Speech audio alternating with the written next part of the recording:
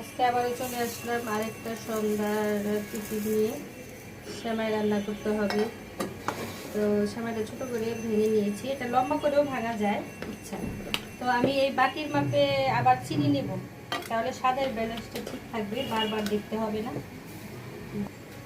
এই বাটির মাপে যতটুকু সেমাই নিয়েছি ততটুকু হচ্ছে চিনি নিয়েছি। চিনিটা এখন দিয়ে দিব।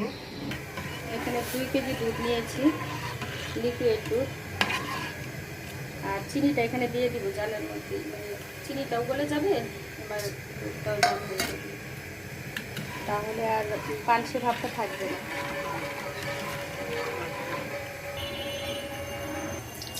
দিয়ে দিচ্ছি হচ্ছে ঘি। এর মধ্যেই সেমাইটা ভাজতে হবে, একটু মানে বাদামি কালার করে ভাজবো আর কি, যেন পুড়ে না যায়, কালো যেন না হয়ে যায়। এটা ঘিয়ের মধ্যে ভাজা লাগে। সেমাইটা আমার লাল করে ভাজা হয়ে গেছে। ঘিয়ের পরিমাণ বুঝে দিতে হবে, সেমাইয়ের পরিমাণ বুঝে দিতে হবে, যেন ভাজাটা সুন্দর হয়। তার জন্য চুলাটা লো মিডিয়াম আঁচে রেখেছিলাম। দুধটাও ফুটে উঠেছে। দিয়ে দিচ্ছি হচ্ছে এলাচ আর হচ্ছে তেজপাতা।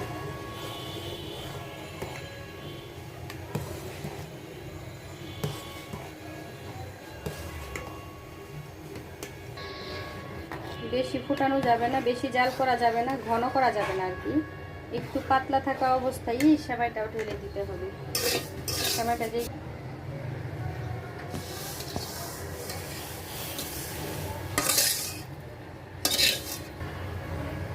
এটা এখন জাল হতে হতে ঘন হয়ে যাবে। সেমাইটা হয়ে গেছে। এটার মধ্যে কাজু বাদাম কিশমিশ দেওয়া যেত, ছেলে মেয়ে যেহেতু পছন্দ করে না তার জন্য দেইনি। আর এটা এরকম অবস্থায়, এরকম পাতলা থাকা অবস্থায় নামিয়ে নিতে হবে আর কি, কারণ এটা ঠান্ডা হলে না জমে যাবে। তার জন্য এরকম একটু পাতলা থাকা অবস্থায় নামিয়ে নিলে মানে এটার ঘনত্বটা ঠিক থাকে। আর যেহেতু ঘি দেওয়া আছে তার জন্য এখন এটাকে নামিয়ে নেব। নামিয়ে সবাইকে দিয়ে দিই। ঠান্ডা হলে এটা খেতে আরও বেশি ভালো লাগে। হয়ে গেল আজকে আমার সন্ধ্যার টিফিন, ছেলে মেয়েকে দিয়ে দিলাম। আর এটার সাথে আমি ফল দিয়েছি। অনেকে হয়তো বলতে পারে যে সেমাইয়ের সাথে কেন ফল। আমার এই 2 ছেলে মেয়ে কোনোটাই কোনো সময় ফল কখনো মুখে দেয় না। যদি কখনো কোনো টিফিনের সাথে দেওয়া হয় তাহলে একমাত্র 1-2 টুকরা